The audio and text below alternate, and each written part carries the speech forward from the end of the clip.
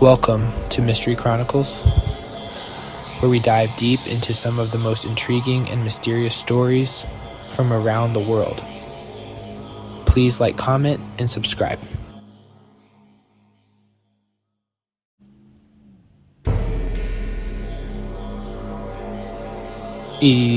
South Korea, a place known for its exciting culture and fast-growing economy, also has a dark secret.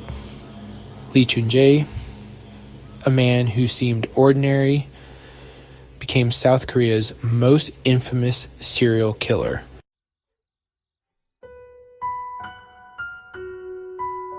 Fear spread across the nation as more and more people were killed, even though the police worked hard with over 2 million officers and thousands of suspects.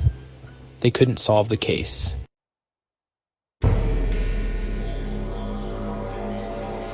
On September 15, 1986, a 71-year-old woman named Lee Ryan was found murdered in a field near Hwaseong. This terrible crime shocked the community.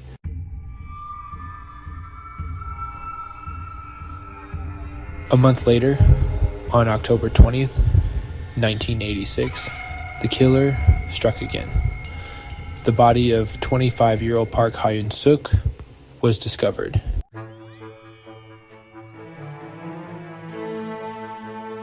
The new year, 1987, brought a little bit of hope, but it didn't last. The real killer was still out there, hiding in the shadows.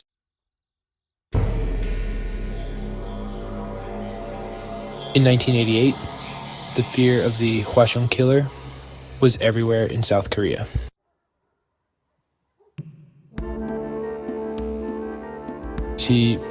As more people were killed, the police were under a lot of pressure.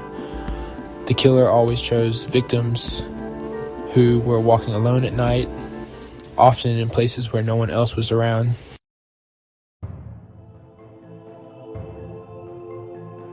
The Hwaseong murders were all over the news, and everyone in the country was horrified and strangely fascinated.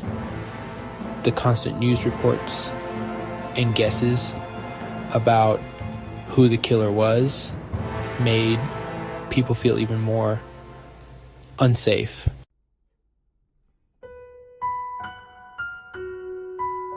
Even though the police were under pressure, they couldn't find the killer.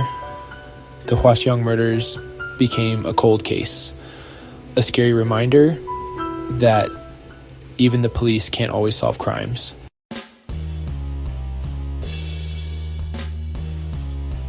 Years went by, and people mostly forgot about the Hwaseong murders. Then, in the late 2000s, new DNA technology offered a small bit of hope.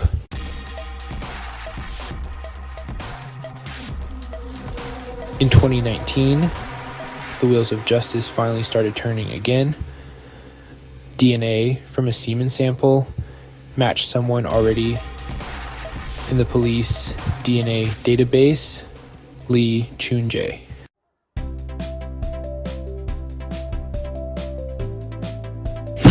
The DNA evidence was a big breakthrough, but it also caused a problem. The forensic team had worked tirelessly, analyzing samples and running tests.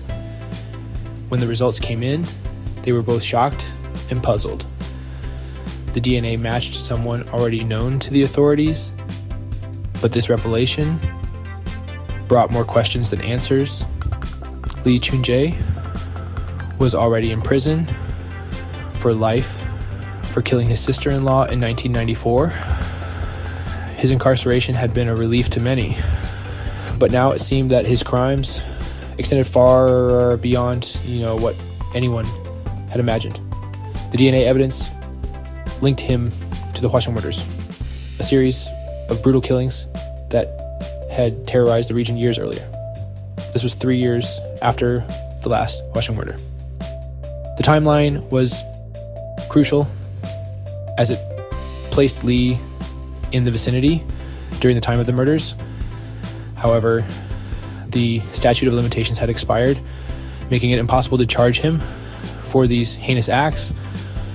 The clock had run out, and justice seemed just out of reach. Vi Gor Ray Hushi Ayin the D Ang Ni Na linked him to the Hwaseong crimes, but it was too late to charge him. Detectives were frustrated knowing they had the right man but unable to bring him to justice for these specific crimes. The evidence was there, clear as day, but the legal system had its constraints. The police still investigated his past, talking to his old neighbors and people he knew.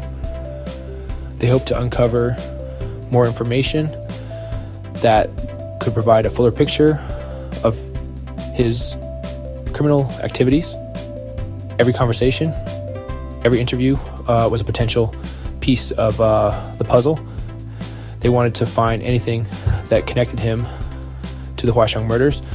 Old files were dusted off, and long-forgotten documents were scrutinized. The detectives were relentless, driven by a need to bring closure to the victims' families and the community. It was difficult because important evidence from the crime scenes had been destroyed. Over the years, crucial pieces of evidence had been lost or deteriorated, making the investigation even more challenging. The detectives had to rely on what little remained, piecing together fragments of a dark past. Even so, the investigators kept searching for the truth, looking at old files and trying to find anything they missed. They combed through archives, hoping to find overlooked details that could shed new light on the case.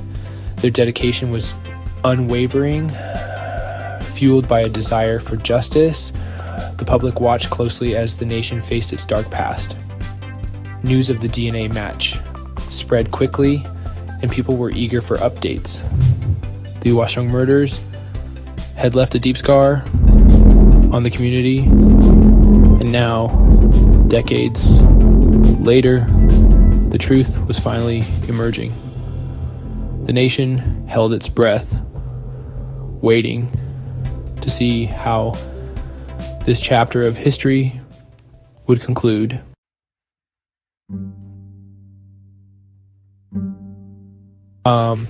The DNA match was the only real clue, so the investigators tried to get Lee Choon-jae to confess.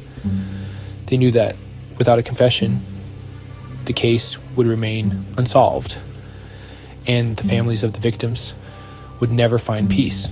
The DNA evidence was strong, but they needed more. They needed his words, his admission of guilt, to bring closure to the community. He was already in prison for life, but he wouldn't talk about the Hwaseong murders. The weight of his silence was heavy, and the investigators felt the pressure mounting.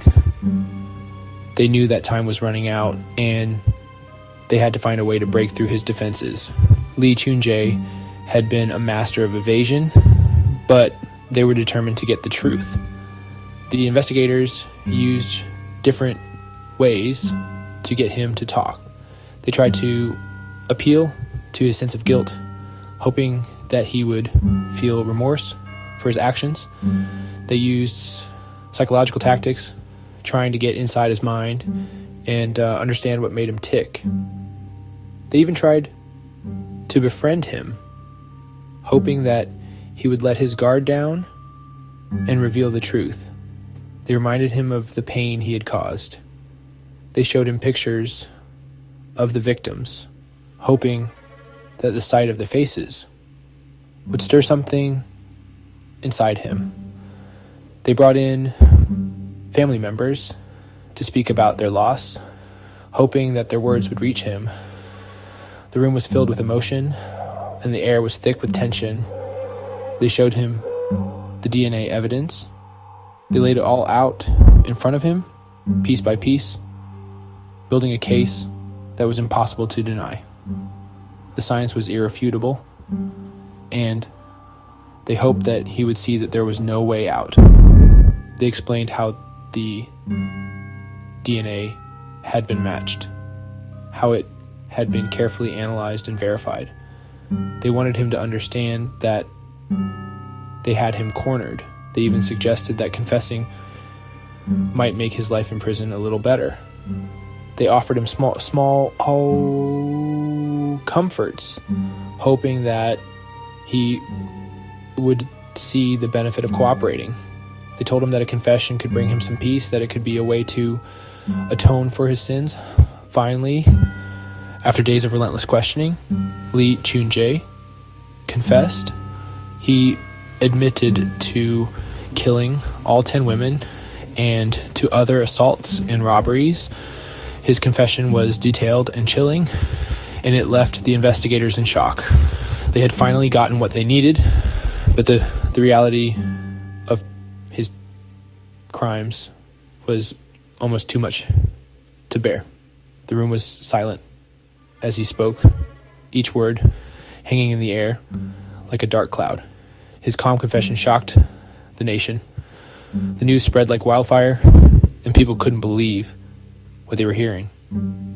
The man who had terrorized their community for so long had finally been unmasked.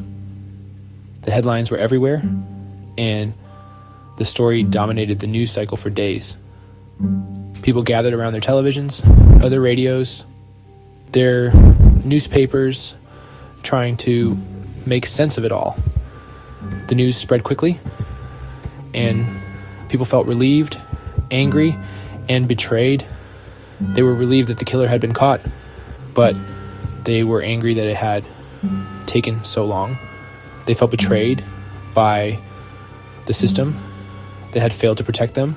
The community came together to mourn the victims, holding candlelight vigils and memorials. They shared their stories, their pain, their hopes for a safer future. The monster they had feared for so long was just a normal-looking man who had lived among them. He had blended in, hiding in plain sight, and that was perhaps the most terrifying part of all. He was not some faceless villain, but a person who had walked their streets, shopped in their stores, lived in their community. The realization was a sobering one, and it left a lasting impact on everyone who heard his story.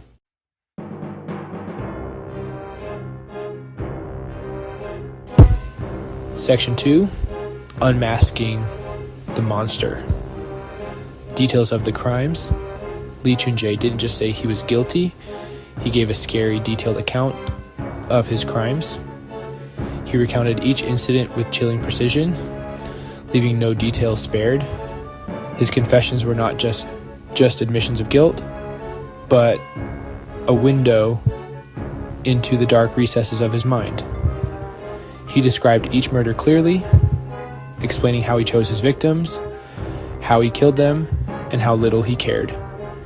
His methodical approach to selecting his victims was both calculated and cold. He often targeted women who were alone, making them easy prey for his sinister plans. He talked about stalking his victims, sometimes for days, and how he overpowered them and silenced their cries. The meticulous planning that went into each attack was horrifying. He would follow them, learn their routines, and strike when they least expected it. He described the sexual violence, showing a deep hatred for women. His actions were not just about power, but also about inflicting as much pain and terror as possible. The brutality of his crimes left a lasting scar on the community. Lee Choon-jae's confession gave a look into the mind of a serial killer. His lack of empathy and remorse was evident in every word he spoke. He seemed almost detached from the horror he had caused, as if recounting someone else's story. He showed no remorse, only a strange curiosity about the investigation.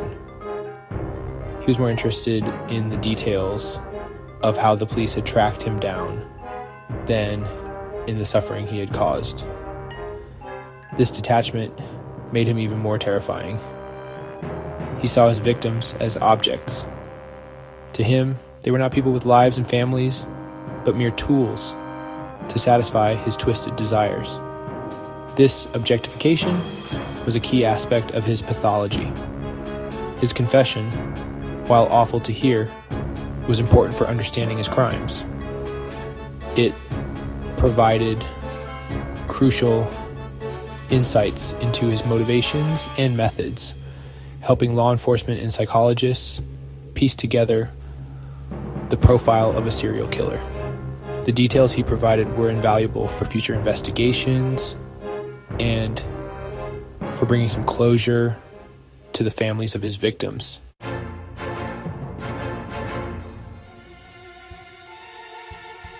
Section 3, Echoes of the Past, linking Lee Choon-jae to unsolved cases. Lee Choon-jae's confession did more than explain the Hwaseong murders. It also made the police look at other unsolved crimes. The investigators started to see a pattern that connected him to other murders and assaults near Hwaseong. They looked at old files and found several cases that were similar to the Hwaseong murders. One case, the murder of a young woman in 1989, was very similar. The investigators believed they had found another of his victims, even though they couldn't charge him.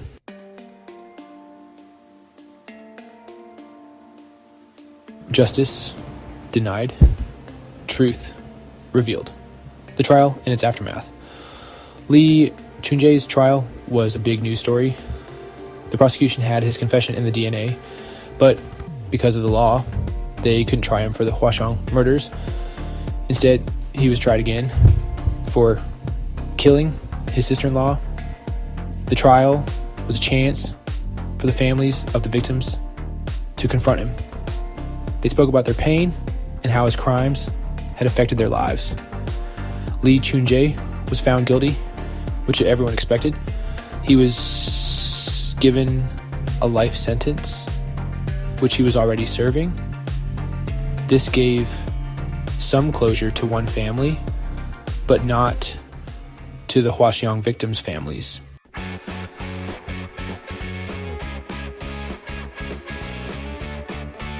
Catching Lee Choon-jae, even after so many years, shocked South Korea. It forced the nation to look at its problems. The case showed problems with the justice system and the anxieties of a changing nation. People felt relieved that he was caught, angry that he had lived among them, and betrayed by the authorities. The case started a debate about the statute of limitations. People were angry that Lee Choon-jae wouldn't be punished for all his crimes because of a legal technicality. The Hwaseong murders became a reason for change, showing the need for better technology, better investigations, and better care for victims.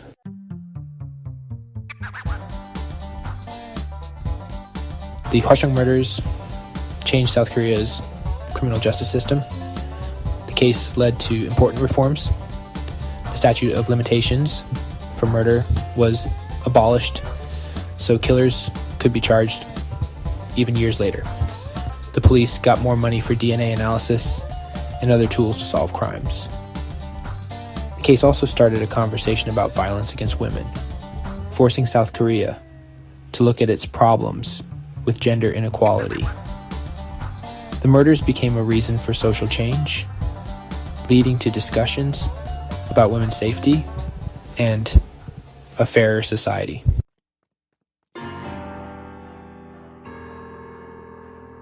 Life goes on in Hwaseong, but the past is still there. Lee Choon-jae's crimes still haunt the nation. His capture didn't really help the families of his victims. Knowing who he was and what he did only made their pain worse. Lee Choon-jae's case led to important changes in South Korea. The nation became stronger and more determined to protect its people. Even though time has passed, the impact of his crimes is still felt. His name reminds us that evil can exist anywhere, but even after such tragedy, there is still hope for a better future.